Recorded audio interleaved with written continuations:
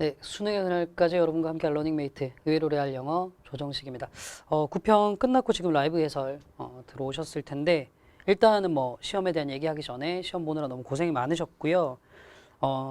조금 이제 예상컨대 말도 많고 탈도 많은 시험이 아닐까 싶습니다. 이게 6월 평가 모의고사 같은 경우는 확실히 전년도 수능보다 이제 난이도가 조금 높다라는 판단을 내릴 수 있는 부분이 있었고 작년 수능까지만 해도 뭐 쉽다라는 느낌이 들 부분이 있었는데 이번 9월 평가 모의고사는 정말 평가 극단적으로 나올 것 같아요. 이제 쉬운 학생들한테는 한도 끝도 없이 쉬웠을 것 같고 어렵다고 느낀 학생들은 정말로 어렵다라고 느꼈을 것 같아요. 좀 그럴 만한 요소들이 조금 많은 시험이었는데 일단 있잖아요. 우리 이제 지난 6평 때도 제가 비슷한 말씀을 좀 드렸지만 어렵다 쉽다라는 얘기는 하지 맙시다. 사실 그게 크게 의미가 있진 않아요. 전체적인 뭐 난이도가 어땠는지가 여러분들한테 무슨 상관입니까? 그렇죠?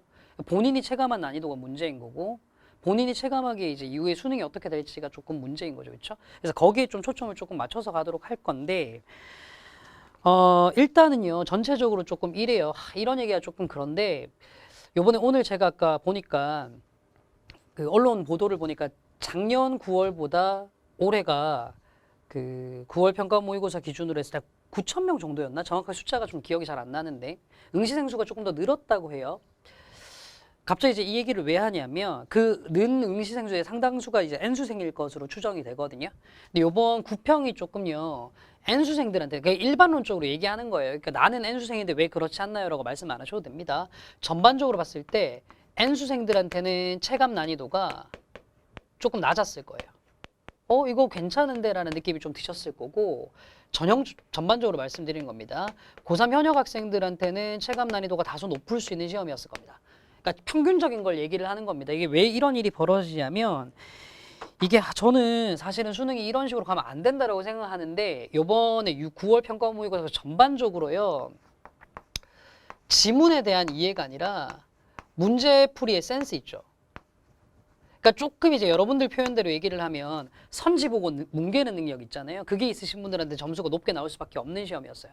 그러니까 아마 좀 그런 느낌을 좀 받으셨을 텐데 21번부터 한 24번 주제 제목 요집 파트 있잖아요. 21번 신유형부터 시작해서 그 파트 문제를 좀 푸실 때 어떤 느낌을 좀 받으셨을 것 같냐면 그냥 글 읽을 때는 이거 뭐야 라는 느낌이었는데 막상 선지로 가보면 나머지가 지워져서 정답은 이거다라는 느낌이 좀 많으셨을 거예요. 그래서 이제 결론적으로 하고 싶은 얘기는 뭐냐면 체감 난이도가 낮았다는 친구들도 이제 여러분들이 시험 치고 난 다음에 채점해보니까 나 점수 괜찮네라는 거지. 시험장에서 막상 문제 풀 때 이거 너무 쉬운데 라는 느낌은 아니었을 수 있어요. 다만 시간은 조금 남았을 수 있습니다. 왜냐하면 정답에서 고민해야 될 만한 문제가 없었어요.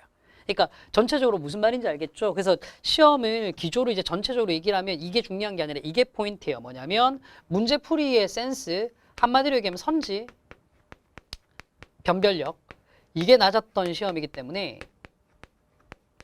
전체적으로 봤을 때 지문 난이도는 높았으나 선지 난이도가 낮아서 소위 얘기하는 중상위권 학생들 혹은 상위권 학생들한테는 조금 쉽게 느껴질 수 있는 시험이었다. 근데 제가 이제 방금도 말씀드렸지만 지문 난이도 조금 이따가 보면 알겠지만 또 이제 문장 난이도 같은 경우도 쉬운 편은 아니라서요. 이게 등급대가 3등급 중반 이하 혹은 이제 경우에 따라서는 6평에서 연계 체감을 많이 느꼈던 2등급 학생들까지만 하더라도 좀 많이 흔들릴 수 있을 만한 시험이었습니다.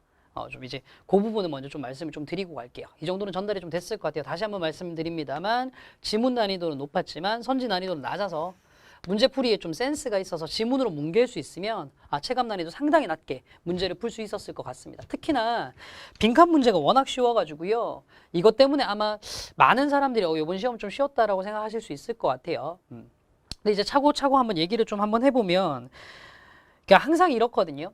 제가 여기저기 이제 설명회 돌아다닐 때도 말씀을 많이 드리는 편이고 이 현장에서도 그런 말씀 많이 드리는데 제 인강을 들어보셔도 이런 말씀 들으셨을 테고 그러니까 항상 보면 이렇거든요. 6월, 9월 달에 모의고사 난이도가 이 수능의 난이도랑 직결하느냐 하면 그건 아니에요. 솔직히 얘기하면. 그건 아니에요. 작년 달도 작년에도 기억을 하실지 모르겠는데 일단 희망적인 얘기를 하면 작년 9월 평가 모의고사 같은 경우 되게 어려웠어요. 역대급으로 어려웠죠. 1등급이 5% 안쪽 요 정도 나왔었거든요. 근데 작년 수능은 1등급 10%를 넘어갔었어요. 역대급으로 쉬웠단 말이죠. 근데 2016학년도, 2017학년도, 그러니까 절대평가 바로 전년도 요때까지만 해도 완전 양상이 반대예요. 특히나 16학년도 같은 데는 6월, 9월이 다 1컷이 100점이었다. 그때 상대평가 때니까 수능 가서 1등급이 이제 94점이 나오는, 그러니까 학생들로 봐서는 엄청나게 뒤통수를 맞는 이런 일들도 벌어졌단 말이죠. 그래서 우리는 일단은 6월, 9월을 보고 난 다음에 수능의 난이도가 어떻게 될 거다라고 예측하는 건 바보 같은 짓입니다. 바보 같은 짓이에요. 그 혹시 특히나 제가 지금 조금 우려스러운 얘기를 조금 할게요. 무슨 이제 의도를 담아서 하는 얘기는 아닙니다. 오해는 마시고. 얼마 전에 이제 2023학년도 이제 입시안 지금 발표가 되고, 그다음에 교육부 장관 개각 이런 얘기가 나오면서 혹시 이런 정권의 의도? 노림수? 이거랑 구평의 난이도가 상관이 있나라고 생각하시는 분들 분명히 있으실 것 같거든요. 저는 어떻게 말씀드리고 싶냐면 상관없다라고 말씀드리고 싶어요. 왜냐하면 시기적으로 봤을 때 정치적인 논리가 지금 구평에 반영되기에는 너무 타이트했어, 일정이. 그거는 조금 아닌 것 같고, 그래서 이제 이런 정치적인 논리 혹은 이제 수능의 난이도가 어떻게 될 것인가 이런 거에 대한 예측을 구평에 기대서 하신 거 너무 좀 많이 가신 것 같아요. 그러니까 그 생각하지 말고 우리는 이 생각만 합시다. 구평에 있는 것들 중에서 어떤 것들이 좀 보이냐면, 이 요소가 수능에 나와버리면 애들 완전 무너뜨릴 수 있겠다라는 게 몇 개가 보이거든요. 제가 이렇게 손으로 필기를 좀 해가지고 왔고, 표시도 좀 이렇게 해가지고 왔습니다. 시험지에다가 직접. 그래서 지금 이제 뭘 중심으로 라이브 해설 강의를 갈 거냐면, 구평에서 볼 수 있는 수능 당일날 여러분들을 당황시킬 수 있는 요소들. 다시 한번 말씀드릴게요. 구평에서 볼 수 있는 수능 당일날 여러분들을 당황시킬 수 있는 요소들. 이제 그것들을 중심으로 조금 가려고 합니다. 아시겠죠? 전체적인 이제 총평은 간단하게 말씀을 드렸고요. 제가 이 라이브 해설 강의가 끝나고 난 다음에 따로 총평도 하나 최대한 이제 간단히 좀 찍어서 올리도록 할 테니까 거기서 다시 한번 이런 내용은 확인해 보실 수 있을 겁니다. 다시 말씀드리지만 지금 우리가 진행할 라이브 해설 강의는 구평에 있는 요소들 중에서 수능에서도 이런 것들이 반영돼서 나오면 여러분들이 크게 당황할 것 같다라는 것들 중심으로 조금 말씀을 드리려고 해요. 아시겠죠? 자, 첫 번째가 뭐냐면 요번 이제 9월 평가원 모의고사에 나온 제목 문항에서 보였던 경향과 관련한 건데 이런 겁니다. 24번 지문을 한번 가지고 와봤어요. 막상 이 지문이 정답률이 낮을 거냐 하면은 글쎄요, 그럴 것 같지는 않습니다. 예컨대 이제 6월 평가원 모의고사는 23번 제목 문항이 정답률이 49%가 나왔거든요. 그러니까 정답이 절반이 안 됐어요. 근데 요번에 24번이 그럴 것 같지는 않아요. 왜냐하면은 벗 같은 역접의 연결사 다음에 이렇게 나오다 보니까 소위 얘기는 이제 문제풀이 스킬 이런 걸 통해서 문제를 풀려고 하시는 분들이 정답은 찾아냈을 거라고. 근데 이제 제가 말씀드리고 싶은 건 이런 거거든요. 조금 글이 특이해요. 뭐냐면 우리가 일반적으로 보는 평가원 원형 모의고사의 특징은 뭐냐면 이런 거죠. 여러분 한번 들어보세요. 일반적으로 한번 생각해 봅시다. 이게 국어가 됐든 영어가 됐든 마찬가지예요. 뭐냐면 소위 얘기하는 이제 problem, 문제 상황이 제시가 됩니다. 그러면 이제 보통 어디로 흘러가죠? solution, 해결책이 나옵니다. 그리고 난 다음에 글의 주제가 어떻게 잡히죠? 이걸로 끝나도록 나와요. 그쵸? 근데 이 글이 어떻게 나오냐면 문제 제기가 나오고 해결책이 나오고 이것만으로 안 될 거라고 한 걸음 더 나가서 끝이 나요. 요거 이제 간단하게 한번 살펴보면 이렇게 됩니다. 조금 이제 물론 라이브 해설 강의에서 문제를 다 풀 건 아니지만 틀은 한번 잡고 가볼게요. 보세요. 네, 방사선 오염, 폐기물 이런 것들이 환경적인 배틀그라운드야. 그러니까 여기서 환경적으로 이제 이거 보면서 오락 생각하지 마시고 전쟁터예요. 전쟁터인데 논란의 장소라는 얘기겠죠. over which 그것에 대해서 핵 발전의 미래가 거기에 대해서 이것저것 논란들이 벌어지고 있는 거예요. 이해가셨죠? 핵 발전의 미래에 대한 방사선 폐기물에 대한 얘기들이 좀 많이 나옵니다. 그럼 보시면 알겠지만 환경보호론자들은 뭐라고 얘기하냐면 폐기 처리, 이 폐기 처리에 이제 어떤 시스템도 완전히 안전할 수 없다라고 얘기합니다. 그러니까 뭔가 이제 문제 상황이 계속 나와요. 그리고 정부랑 원자력 산업은 좀 뭔가 받아들일 만한 해결책을 만들고 싶어요. 근데 뭔가 popular opinion, 대중의 의견이 고려된 나라에서 상호적으로 합의된 해결책은 아직 발견이 안 됐거든요. 이해 가셨지? 결국 이제 어디까지나 이제 상호적으로 발견된 해결책이 없고 어렵다라는 상황이 계속 반복되고 있습니다. 됐죠? 이거 갑자기 왜 넘어가니? 놀라지 마세요. 라이브 이럴 수 있죠. 자, 계속 이제 이런 식으로 나오고 있는데 조금 건너뛰고 가볼게요. 어딜 보시면 되냐면 여기를 한번 가보겠습니다. 한 가지 avenue, 통로 이제 길 이렇게 되는데 has been explored. 지금 이제 어느 정도 조사되고 있는 경로가 뭐냐면 그러니까 이미 소비된 연료들 이걸 이제 재처리를 하자는 거죠. 됐지? 그래서 이제 뭔가 활성화된 요소들 이걸 없애자는 겁니다. 그러니까 보면 알겠지만 여기 약간 이제 해결책의 단서가 나오고 있어요. 그렇죠? 그래서 뭔가 재생된 그런 것들이 리커버된 것들이 다시 연료로 다시 이제 재활용될 수 있고 이런 얘기를 하고 있습니다. 보면 알겠지만 굉장히 부정적인 문제 상황에서 해결책이 등장을 하고 있거든요. 그럼 여러분들이 지금까지 보던 그림이 여기서 끝나는 게 정상적인 차원이에요. 그렇죠? 근데 마지막 문장 한번 더 가볼게요. 뭐가 있냐면 이런 얘기를 합니다. 이 앞에 나왔던 이 리프로세싱이란 이 해결책에 대해서 이거 너무 비싸대요. 그쵸? 그 다음에 이거 뭐라고 얘기했냐면 이게 문제를 또 악화시킬 수 있대요. 보니까 알겠지만 해결책 자체도 또 뭐인 거예요? 문제인 거예요. 그죠? 그러니까 지금까지 우리가 보던 방식의 글이 아니에요. 제가 이제 문장 삽입 문제 같은 데서는 조금 특이하게 이런 것들이 나오면 강조를 드린 적이 있습니다만 사실은 한 단락의 글에서 문제 제기의 해결책이 있은 다음에 이 해결책만으로도 문제 해결되지 않을 수 있다는 내용을 다 담아내긴 힘들어요. 사실은 글은 너무 잘 써진 글이라고 생각은 하는데 지금 이제 중요한 건 이겁니다. 뭐냐면 어느 정도 여러분들이 가지고 있었던 감과 예측과 통밥을 이용한 독해들 있죠. 이게 수능에서 안 통할 가능성이 되게 높다는 거예요. 일반적인 글의 흐름을 깨버렸어요. 제가 드리고 싶은 말씀이 이겁니다. 그러니까 점점 갈수록 소위 얘기한 대입학 주제 제목 요지 문제는 다시 말씀드릴게요. 제가 여기다 하나하나씩 적으면서 갈 겁니다. 점점 갈수록 대입학 주제 제목 요지 문제는 난이도가 높아질 거예요. 얘는 계속 난이도가 높아질 겁니다. 이거는 사실은 올해 6월, 9월에만 계속되고 있는 현상이 아니라 작년 수능에도 작년 6월, 9월에도 계속 됐던 현상이거든요. 그래서 이 대입학 문제 같은 경우는 어떤 식으로 가셔야 될 것 같냐면 뭔가 글의 구조를 이용한 독해보다는 그냥 내용 자체를 이해하는 독해. 그래서 뭐 이런 거 있잖아요. 여러분들 표현대로 얘기하면 그일 그풀이라고 얘기하죠. 그냥 읽고 그냥 푼다. 이게 가장 수능 당일날 무적의 방법론이 될 가능성이 제일 높습니다. 그러니까 뭐 이전까지 나왔던 방식들 있잖아요. 뭐 문제 제기가 있으면 해결책이 있고 통념이 있으면 반박이 있고 이게 깨질 확률이 되게 높다고요. 아시겠죠? 그러니까 구조 독해가 의미가 없다라는 게 아니라 이것만으로 해결을 못할 가능성이 높으니 내용 자체를 문장 중심으로 이해할 수 있는 능력을 조금 기르시길 바래요. 됐죠? 조금 부탁을 좀 드리겠습니다. 아시겠죠? 그래서 질문의 정보를 잘 잡아내서 어떻게 해결을 해야 될지 그것들을 조금 고민을 해보시기 바랍니다. 알겠죠? 그러니까 국어 영역에 나오는 거시 독해의 방법론을 영어에 적용시키다가는 조금 피를 볼 수도 있겠구나라는 생각을 24번을 보면서 제가 조금 생각을 좀 해봤습니다. 아시겠죠? 자, 그 다음에 이제 두 번째에 대한 얘기를 조금 할 건데 6월 달에도 신유형이 나왔고 9월 달에도 신유형이 나왔어요. 과연 이게 나올지 안 나올지 조금 이제 의문스러웠으나 나왔습니다. 근데 아마 제 생각에는 그렇습니다. 6월 달의 신유형보다는 9월 달의 신유형이 정답률이 조금 더 낮을 것 같아요. 사실 6월 달의 신유형은 EBS 연계였고, 그죠? 그래서 시험장에서 봤을 때 당황을 시킬 수는 있었으나 그게 정답률이 낮을 만한 요소는 아니었습니다. 근데 이 9월 달 신유형 같은 경우는 저는 이제 꽤나 어려웠을 수 있을 거라고 생각하거든요. 뭐 이게 6월 달에 나왔던 패턴이었고 이제 6월 때 왜 이래? 9월 평가원 모의고사에서 나온 게 이제 이 패턴인데 이게 사실은 조금 더 이제 어려웠을 수 있다라는 생각이 좀 드는 게 1번 아까 제가 말씀드렸던 것처럼 비연계다. 그렇죠? EBS 연계가 아니니까 막 되게 이거 막 긴장하고 문제 풀면 잘 안 보일 수 있겠다. 됐죠? 그 다음에 두 번째는 뭐냐면 요 문제가 제가 생각할 때는 평가원에서 요번에 9월 평가원에서 낸 문제 중에 그나마 선지가 헷갈리는 가장 두드러진 문제였다라고 생각하거든요. 그래서 막 시험장에 들어갔을 때 막 2번 선지, 5번 선지 이러면서 헷갈리기 되게 좋았을 것 같아요.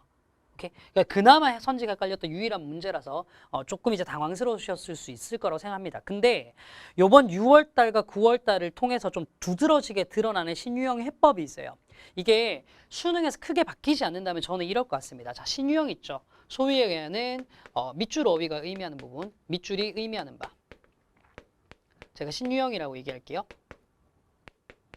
이건요, 결국은 주제 찾기가 될 겁니다. 지금 확실히 좀 그게 보여요. 그래서 아마 21번을 제가 지난 그 6월 평가원보다는 좀 어려웠는데 라고 얘기했을 때 아닌데 라고 생각하시는 분들이 있을 거예요. 이제 어쩌면 아닐 수 있냐면 대충 글 읽을 때마다 주제 파악을 중심으로 문제를 풀려고 하시는 분들은 21번이 쉬웠을 거라고요. 그러니까 신유형은 앞으로도 이제 제가 무슨 말씀을 드리고 있는 거냐면, 자, 수능 시험장에서 비연계로 이런 패턴의 문제가 나왔을 때 쫄지 마시고 주제를 찾으시라고요. 아시겠죠? 제가 봤을 때는 그게 맞는 풀인 것 같아요. 그냥 문맥상으로 봤을 때 그 문장 자체가 무슨 의미냐를 물어보는 것보다는 확실히 주제를 묻는 경향이 좀 강화된 것 같다라는 생각이 조금 듭니다. 아시겠죠? 그러니까 요거를 이제 조금 더 좀 확장시켜 보면 좀 이제 중간에 약간 이제 다른 얘기로 새어 나옵니다만, 요번 9월 평가원 모의고사에서 유독 빈칸 문제가 쉬웠다라고 느끼시는 분들이 좀 있을 거예요. 그러니까 특히나 비연계 33번, 34번 빈칸 문제 보면서 이거 뭐야? 문제 뭐 장난치나 싶을 정도로 쉽다라고 느끼신 분들이 있을 겁니다. 물론 41, 2번에서 시간 너무 많이 잡아먹어서 빈칸 마지막에서 풀려고 하는 사람들은 못 푼 경우도 있겠습니다만, 빈칸이 조금 쉬웠다라고 하시는 분들도 있을 텐데, 요번에 9월 평가원은 빈칸도 그냥 덮어놓고 주제를 물어보는 문제로 많이 나왔거든요. 어디에서? 구평에서요. 근데 이거는 죄송한데요, 잊어주시기 바랍니다. 주제만으로 빈칸이 풀리는 경우는 조금 잊어주시기 바랍니다. 이게 왜 그러냐면, 사실 지난 몇 년간 수능에서 나왔던 난이도가 굉장히 높은 빈칸은 이렇지 않았거든요. 그러니까 이게 그냥 9월 평가원 모의고사 한 번 이렇다고 해가지고 앞으로도 계속 이렇겠지라고 생각하는 건 너무 아니란 태도예요. 그러니까 제가 6평 라이브 해설에서도 그렇지만 우리는 최악을 대비하는 게 낫거든요. 무슨 말인지 아시겠죠? 이런 이제 아니란 태도는 조금 버리시고 주제 찾기는 신유형까지만 조금 생각하는 게 맞지 않을까 싶습니다. 특히나 문제 배치를 봐도 되게 명확하지 않나요? 20번 주장, 21번 신유형. 그 다음에 주제 제목 요지 나왔거든요. 문제 배치 순서를 보더라도 밑줄 의미는 주제 찾기로 나온 것 같다라는 생각을 좀 할 수 있을 것 같아요. 그 다음에 이제 세 번째가 뭐냐면 이건데, 문장에 대한 얘기예요. 문장에 대한 얘기. 근데 이게 뭐냐면 제가 이제 이 앞에다 부제를 하나 더 달아볼게요. 이거 결정적 문장이에요. 결정적 문장. 제가 처음에 시작할 때 별로 의미는 없습니다만 이라고 단서를 달고 얘기를 했던 게 현장에서 여러분들이 체감할 만한 난이도에 대한 얘기였거든요. 그러니까 점수대가 중하위권인 학생들은 이거 뭐지? 했을 거라고 얘기를 많이 말씀을 드렸어요. 이제 그 이유가 뭔지에 대해서 얘기를 조금 해드리면 이것 때문이에요. 보세요. 자, 일단 지금 30번인데요. 이게 보면 B파트가 들어가 있는 문장이라고. B파트가 들어가 있는 문장. 둘 중에 하나를 고르도록 돼 있는 문장인데, 잘 보세요. 이게 맥락을 어떻게 보느냐에 따라서 프레딕팅도 되는 것 같고 프리벤팅도 되는 것 같다라고 헷갈리신 분들이 시험장에서 있을 겁니다. 이제 이런 건데 봐봐. 화학산업체대 디나이드 부정했어. 확실한 대안이 있다라는 거에 대해서. 그치? 오존층 고갈시키는 화학물질에 대한 대안이 있다는 것을 부정했어. 그치? 그 다음에서 이제 predicting인지 preventing인지. 그 다음에 보시면 not only economic disaster, 뭔가 이제 그 경제적 재난 이런 것들을 예측할 뿐만 아니라 왜 자꾸 넘어가지? 예측할 뿐만 아니라 가로막을 뿐만 아니라 이렇게 되는 거거든요. 그러니까 이 문제를 보고 난 다음에 여러분들이 시험장에서 딱 받으셨을 만한 인상이 이런 것 같아. 이제 내 생각이에요. 실제로 이제 여러분들과 같이 시험장에 있었던 건 아니니 저의 느낌상으로는 이렇게 될 것 같습니다. 뭐냐면 이게 만약에 이제 이 케미컬 인더스트리를 중심으로 봤을 때는 됐죠? 이 화학산업체 지문 내용 딱 보시면 이 화학산업체를 중심으로 보면 얘들은 뭔가 이런저런 재난을 계속해서 일으킬 것 같고, 그쵸? 만약에 이게 그게 아니라 화학산업체에 대한 게 아니라 이게 만약에 어떤 대안, 요 alternatives, 이 대안에 대한 얘기라면 어떤 재난을 가로막아줄 수 있을 것 같은데, 이제 둘 중에 이제 뭘로 봐야 되냐? 이런 것들이 되게 많이 헷갈리셨을 수 있을 거라고. 됐죠? 지금 이제 문제풀이 강의가 아닙니다만 제가 이제 핵심적으로 말씀드리고 싶은 거 이거예요. 이거 뭐냐면 사실은 컴마 다음에 ing가 나오는 분사 구문을 제대로 얼마나 이해할 수 있을지의 문제거든요. 잠시만 죄송합니다. 이게 포인터 때문에 문제 생기는 것 같아서 컴마 다음에 ing가 나오는 이제 분사 구문 이거 어떻게 이해할 수 있을지에 대한 문제거든요. 이게 30번 문제가 좀 문장 구조 때문에 헷갈렸던 분 있을 거라고. 근데 대충 이제 정답률도 안 낮을 거예요. 무슨 말인지는 대충 문제 푸신 분들은 아실 겁니다. 너는 왜 맨날 어휘 문제 보면 만만적 이렇게 해서 문제 풀잖아. 그걸로 풀리는 문제였기 때문에. 그 다음에 이제 32번 문제도 제가 드리고 싶은 말씀이 뭐냐면 이게 빈칸 문장이요. 빈칸 문장이 이게 not just but인데 이게 언뜻 보기에는 이제 무슨 A 그러나 뭐 이렇게 착각하기 되게 좋은데 사실 이제 구문 좀 잘 아시는 분들 알지만 이게 not only A but also B잖아요. A뿐만 아니라 B도인 거. 그렇죠? 요런 디테일들. 그다음에 이제 33번 같은 경우에 이게 빔으로 이렇게 해서 그렇지만 제가 이제 형광펜으로 표시해 봤거든요. 아마 PD님 이거 잘 안 보이겠죠? 형광펜으로 표시한 것까지는. 이게 제가 이제 여러분들이 보는 시험지를 그대로 뽑아왔는데 빈칸 문장 길이가요. 하나, 둘, 셋, 넷, 다섯, 6줄입니다. 빈칸 문장 길이가요. 이게 시험장에서 봤을 때 6줄이라고요. 제가 아까 얘기했죠. 결정적 문장이 어렵다고. 그 다음 하나 더 얘기해 볼까요? 34번이에요. 빈칸 앞문장과 빈칸 문장의 길이입니다. 빈칸 앞문장이 아까 말씀드렸던 거랑 같은 길이 5줄이에요. 5줄? 3줄이에요. 여기만 합쳐서 8줄. 근데 이제 이걸 바탕으로 해야 문제 좀 풀리거든요. 거기다 하나 더 얘기해 볼게요. 이거 몰라서 문제 이상하게 푼 친구도 있지 않아요? R을 낸. 그쵸? 그래서 앞에 뭔가 부정어가 있으니까 뭔가 답을 뒤집어야 되나라고 얘기했는데 R을 낸이 또 나왔어. 근데 사실 이게 뭐뭐가 아닌이라서 아니고 아니니까 사실 그냥 그대로 넣으면 되는데 아무 생각 없이 뒤집어서 넣다 보면 틀리기 딱 좋은 문제였거든요. 제가 지금 말씀드리려고 하는 게 뭔지 알겠죠? 결정적인 문장 난이도가 상당히 높았어요. 특히 또 이것도 하나 더 있는데요. 37번에요.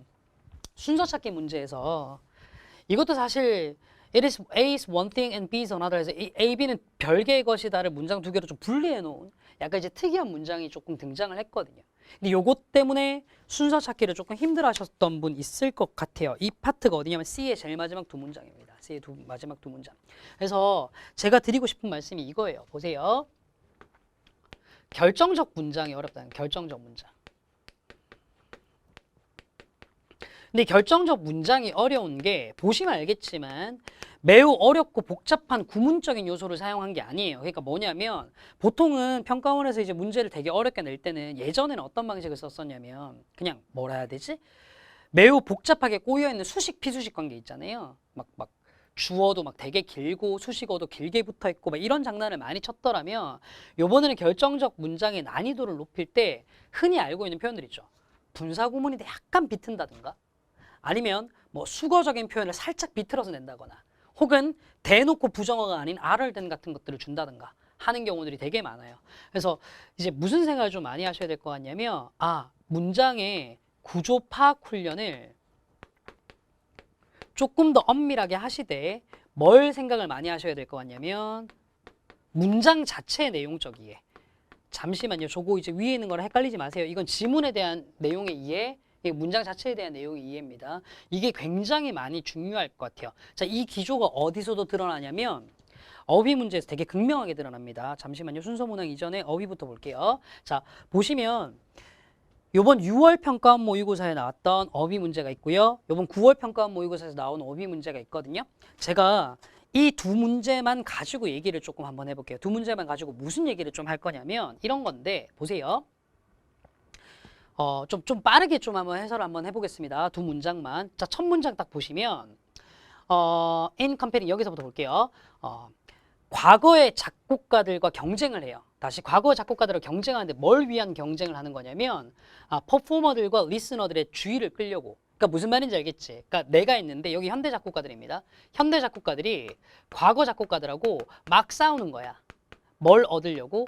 어떤 리스너들과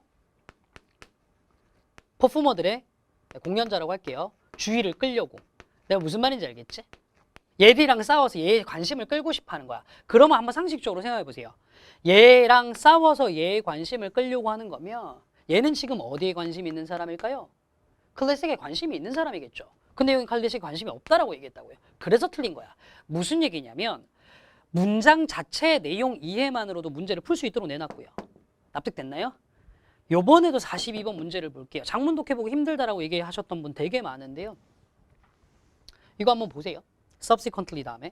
자, 한 명의 파트너. 이 지문 내용 보시면 알겠지만 이 파트너는 뭐 연인이나 부부 간의 그 파트너 얘기하는 겁니다. 파트너가요. 무작위로 recall, 회상하는 겁니다. 상대방의 이야기를. 근데 상대방의 이야기를 뭘로 회상을 했냐면 자, 잘 봐. 협상의 전략으로. 얘들아 생각해봐. 상대가 한 이야기를 내가 전략적으로 이용했거든. 전략적으로 이용할 때 PD님도 상식적으로 그죠? 감 오시죠? 이거 무작위로 뽑는 게 아니라 선택적으로 뽑아온 거잖아요. 그쵸? 그러니까 랜덤이란 말이 앞뒤가 안 맞다고 문장만으로 보더라도. 무슨 말인지 아시겠지? 그러니까 뭐냐면 확실히 평가원은 어휘 문제를 비연계로 주면서 다시요. 어휘 문제를 비연계로 주기 시작하면서 문제를 풀 수 있을 만한 장치를 좀 더 명확하게 문장 내부에서 주고 있습니다. 다시 말씀드릴게요. 어휘 문제 비연계로 넘어갔잖아요. 원래 이거 29번 연계문항에 나오던 파트라고요. 근데 이거를 문장 자체의 논리로 풀 수 있도록 문제를 내고 있다고. 됐죠? 그래서 특히나 어휘 문항에서 문장 자체의 논리를 이용할 수 있는 관점을 계속해서 기르셨으면 좋겠어요. 그래서 사실은 저는 이제 조금 이제 지나가는 말입니다만 원래 뭐 이제 이 바닥의 생리가 이렇지 않겠습니까? 제 자랑도 좀 해야 돼요. 그래야 이제 저 담당자도 좋아하시고 하시니까. 그러니까 뭐냐면, 아니 저는 이제 사실은 좀 보면서 무슨 생각을 좀 많이 했냐면 이거 보면서 제가 EBS 구문 책자 정말 잘 만들었구나라는 생각을 했거든요. 영독이 출제하기 이 연습이라서. 그리고 미더가 문장편도 되게 뿌듯했어요. 제가 이거 되게 많이 연습시켰거든요. 그리고 글 읽는 법 되게 뿌듯했고요. 사실 이제 글 읽는 법이나 문장 읽는 법 같은 거 냈을 때 처음에 올해 문장 읽는 법 출시했을 때 진짜 욕 많이 먹었어요. 호불호 많이 갈린다는 얘기 듣고. 근데 막상 책은 정말 많이 팔렸는데 좀 마음고생을 많이 했었는데 결국은 제가 맞았다라는 생각을 되게 많이 하고 있습니다. 그래서 특히나 이제 거기에 도움 많이 받았다라고 연락 주신 그 많은 현장에 계신 분들 너무 이제 감사드리고요. 듣고 있지? 너네한테 고맙다고 얘기하고 있는 거야. 됐죠?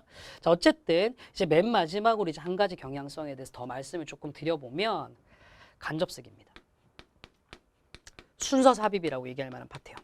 간단하게만 얘기를 좀 한번 해볼게요. 여러분도 있잖아요. 보시면 잠시만 여기 들어가기 전에 보세요. 제가 여기 빈칸 얘기 안 적어놨죠. 여기 X로 적어놓은 거 외에는. 지금 전반적인 상황입니다. 이게 제가 2017년이었죠. 2017년도 수능 해설 강의부터 론칭을 시작을 했거든요. 그때부터 제가 끊임없이 얘기를 했던 게 뭐였냐면 확실히 요새 수능 보면 소위 얘기하는 완전 킬러 컨텐츠였던 빈칸은 난이도가 조금 낮아지고 있고 나머지 유형들 난이도가 높아져가지고 전체적으로 버릴 만한 문제가 없이 가고 있다고 말씀드렸습니다. 요번에 9월 평가원 모의고사도요. 시험이 어려웠다고 느끼신 분들이 여기가 확 어려웠을 거예요. 순서 삽입 파트요. 한번 볼게요. 이게 이제 뭐 어떤 게 어렵냐면 순서 문항이 이렇습니다. 요번 9월 평가원 모의고사예요. 이게 이제 비연계 문제 순서 파트인데 문제는 어떻게 풀리셨을 거야. 문제는 어떻게 풀리셨을 거라고. 근데 이게 풀렸던 결정적인 논리가 이거였을 거거든. 그냥 난 너네가 이제 풀었던 거 그대로 얘기를 한번 해볼게. 보통 이렇게 풀지 않았니? 어딨냐? 여기 있는 이거 search factors 이거 가지고 문제를 결정적으로 푼 친구들 되게 많을 거예요. search factors 같은 거. 왜? 여기 factors 있거든. 근데 이거 딱 보고 한 다음에 하고 정답 CBA로 찾으신 분들 되게 많을 거예요. 문장 자체에 대한 이해보다는. 근데 잘 들어봐봐. 근데 분명히 얘기를 했었죠. 우리는 수능 시험장에서 어려운 상황을 생각해야 된다고. 올해 6월이에요. 올해 6월입니다. 올해 6월. 그것도 EBS 연계로 나왔던 빈칸인데 잘 보세요. 이 문제 같은 경우에 어떻게 문제를 풀면 틀리냐면 자 보세요. 여기 excess CO2 있습니다. excess CO2 있습니다. 보이시죠? excess CO2. 여기 this excess CO2 있죠? 이걸 이렇게 연결해버리잖아요. 이 문제 틀려요.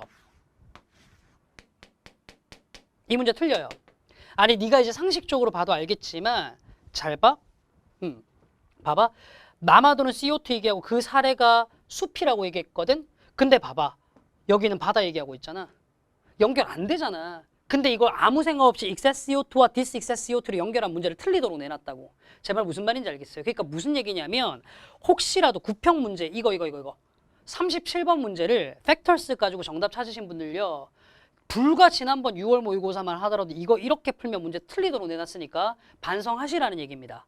아시겠죠? 그러니까 간접쓰기는 여전히 평가원이 함정을 많이 팔 수 있는 영역이에요. 제가 이제 빔으로 준비를 안 했지만 특히나 39번 문항. 문장 삽입에서 두 번째 문제 때문에 흔들리셨던 분들 되게 많을 겁니다. 당황시킬 수 있는 문제였어요. 그러니까 이것도 이제 뭘 하셔야 되냐면 그냥 단순하게 기능어만으로 문제 푸시면 안 됩니다. 이거요. 아예 평가원에서도요.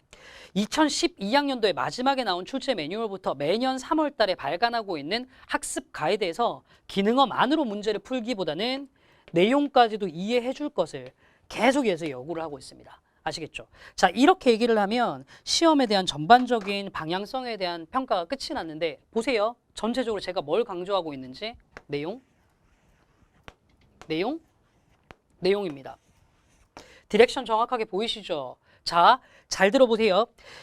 6월 평가원 모의고사의 라이브 해설 강의를 들으셨던 분들, 6월 평가원 모의고사의 청평을 들으셨던 분들 잘 기억을 하시겠지만 제가 그때도 뭘 강조를 했었냐면 결국은 영어도 국어화되고 있다. 다른 의미가 아니라 독해력 자체가 관건이라는 말씀을 드렸습니다. 자, 문제풀이법도 문제풀이법인데요. 그 전에 독해력 자체를 조금 갖출 수 있도록 노력을 많이 하셔야 됩니다. 그러기 위해서 뭘 하셔야 되냐면 문장과 글 자체도 읽을 줄 아셔야 되고요. 맨날 주제 찾기를 통해서 빈칸 문제 풀던 습관 이런 것들 다 버리셔야 돼요. 무슨 말인지 알겠죠? 그러니까 그게 수능에서 여러분들이 이길 수 있는 방법입니다. 아시겠네요? 자, 이제 몇 가지 제가 질문부터 조금 받고 마무리 멘트 가도록 하겠습니다. 피디님 요거 빔을 조금 꺼주실 수 있나요? 네. 네. 한번 보도록 하겠습니다. 네, 질문 한번 볼게요. 네. 네. 지금 이제 올라오고 있는 이게 실시간 질문인 건가요? 아, 게시판 질문이구나. 지금 이게 채팅은 아니죠?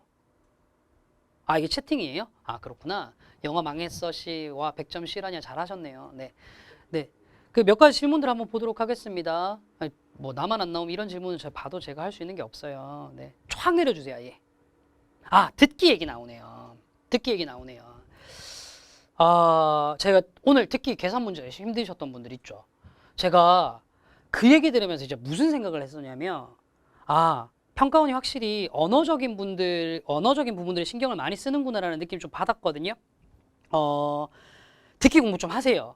그러니까 특히나 지금 요번에 모의고사 등급 괜찮으셨던 분들도 듣기가 굉장히 안정적인 게 아니라면 조금이라도 간당간당하거나 계산 문제가 다 헷갈리실 수 있다면 조금 준비를 하세요. 제가 파이널 시즌 1 모의고사 듣기 모의고사 되게 어렵게 내고 난 다음에 애들한테 욕 좀 먹었는데 그렇게 하길 잘했다라고 생각했습니다. 듣기 조금 어렵게 공부하셔야 됩니다.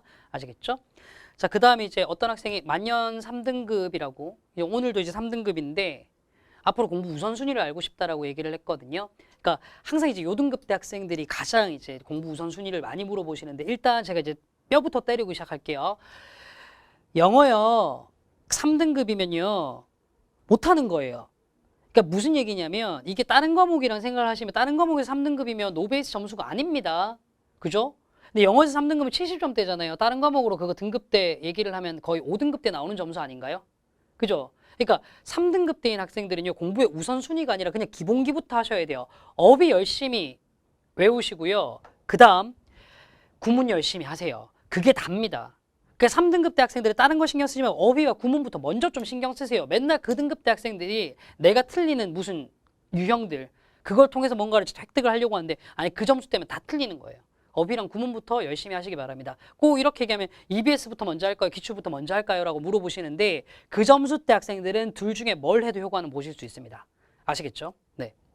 그 다음 중간에 보니까 9월에 쉽게 출제했는데 수능 때 어렵게 나온 경우가 있을까요? 제가 아까 말씀드렸죠. 6월 평가 2016학년도 같은 경우는 6월, 9월 전부 다 1컷 상대평가 기준 100점이었습니다. 수능 94점이었고요. 그럴 수 있습니다. 네. 지문이 너무 전문적이랄까 뭐 이런 그 말씀을 하셨는데 아니요, 그렇진 않아요. 오히려 요새는 지문이 어떻게 나오냐면 전문적인 소재가 많이 나오는 게 아니고 여러분들이 처리할 수 있는 소재를 내요. 처리할 수 있는 소재를 내는데 이제 뭐가 많냐면 EBS에서 나온 소재를 그대로 반영한 경우들이 굉장히 많거든요. 그래서 좀 소재가 조금 어려우면은 곤란을 겪으시는 분들은 EBS로 공부하시는 게 조금 괜찮을 것 같아요. 다만 2등급 정도 되시는 분들 기준으로 말씀을 드리는 겁니다.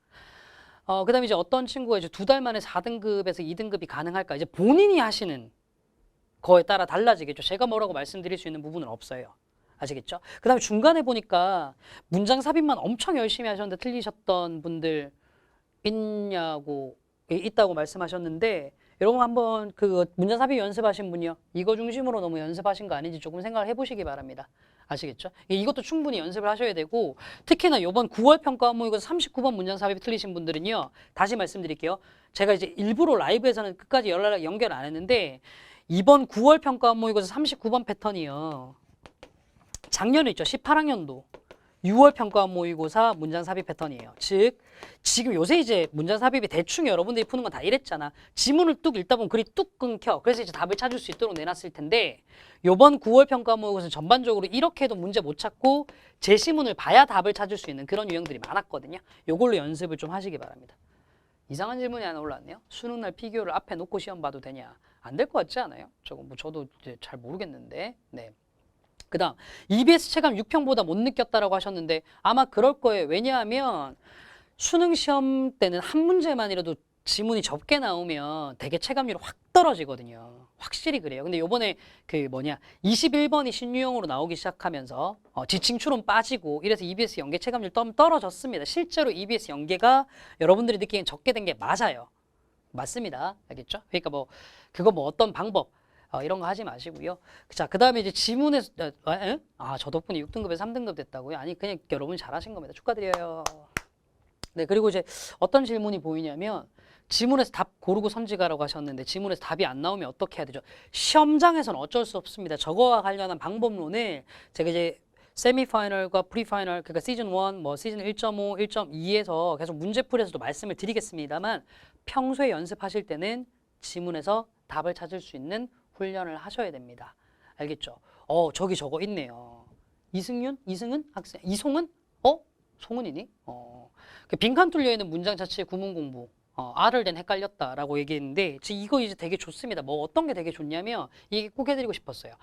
문장 풀로 나와 있다가 중간에 하나만 딱 이렇게 끊겨 있으면 해석이 진짜 안 되시는 분들이 있거든요. 어제도 제가 문자를 비슷한 걸 받아서 자, 어떤 게 도움 많이 되냐면 여러분들이 가지고 있는 많은 구문책들이 있을 겁니다. 제 책으로 믿어봐 문장이라든가 아니면 조정식이 쓴 믿어봐 문장 읽는 법이라든가 아니면 조정식 강사가 쓴 괜찮은 문장이라든가 죄송해요. 이런 문장들에서요. 실제 구문책에서 그러니까 무작위로 문장에 아무 데나를 뚫어놓고도 해석할 수 있는 능력을 연습을 하셔야 돼요. 예컨대 이런 거죠. 나는 너를 사랑한다. 우리말로 이런 이제 문장이 있으면 여기를 뚫어놓고 해석해 보시라는 겁니다. 영어도 이걸 하실 줄 아셔야 돼요. 아시겠죠? 자, 그 다음에 이번에 이제 영어 1, 2 왔다 갔다 하면 어쩌죠? 라고 말씀하셨는데 안정적으로 공부하셔서 1등급이 나오도록 하셔야죠. 이겁니다. 1, 2 왔다 갔다 하시는 분들은요. 두 가지를 생각하세요. 첫 번째, 내가 특정 유형이 약하다. 인지 아니면 특정 유형 아니고 골고루인지.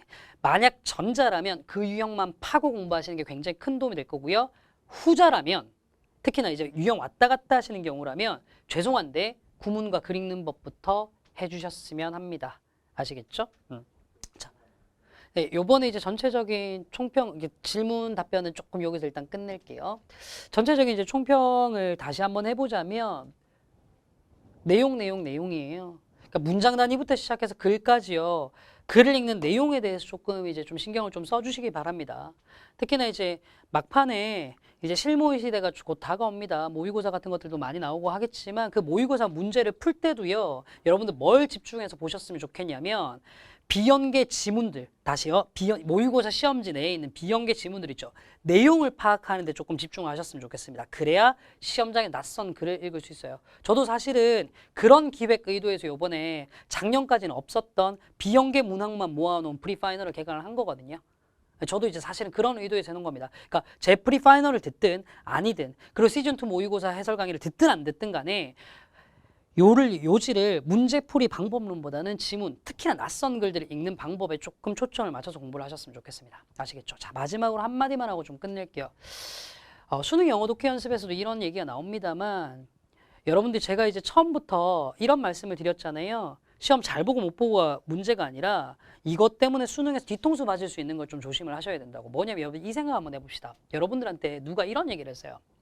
너 주기적으로 건강검진을 잘 받으면 건강하게 살 수 있어 라고 얘기했을 때랑 너 검진 안 받으면 너 건강에 심각한 문제가 생길걸, 잘못하면 너 사망에 이를 수도 있다 라고 얘기했을 때, 자, 여러분들이 이 메시지를 들었을 때를 생각해 보세요. 어떨 때 주기적인 건강검진을 받을 것 같나요? 후자죠. 제가 그래서 수능에서 최악으로 나올 상황들을 가정해서 해설 강의를 진행을 했습니다. 자, 이제는 긍정적인 것들을 생각하지 마시고요. 그게 더 낫습니다. 부정적인 생각을 하시는 게. 구평의 점수가 잘 나왔든 안 나왔든 간에 내가 진짜로 시험장에서 당황스러웠던 부분만 후벼파세요. 그게 시험장에서 여러분들을 구원해 드릴 겁니다. 아시겠죠? 자, 6평 때 제가 피카소 얘기를 했던 거 기억하시는 분들이 있으실 겁니다. 기본기가 여러분들 살립니다. 화려한 방법론이나 문제풀이 스킬이 여러분들을 살리지 않아요. 피카소가 위대한 화가가 될 수 있었던 건 그가 기본기를 갈고 닦았기 때문입니다. 9평이 끝나고 수능이 70일, 60일 이렇게밖에 안 남았다고 해서 무슨 갑자기 새로운 문제풀이 스킬 같은 거 익히려고 하지 마시고요. 본질에 충실합시다. 아시겠죠? 자, 스킬 가지고 오른 점수는 떨어집니다. 도금은 벗겨지기 마련이거든요. 본질적인 것들을 만들어내도록 합시다. 자, 수능 당일날 11월 15일날 여러분들이 갈고 닦은 실력이 순금처럼 반짝반짝 빛나기를 응원하겠습니다. 자, 지금까지 조정식이었습니다. 감사합니다.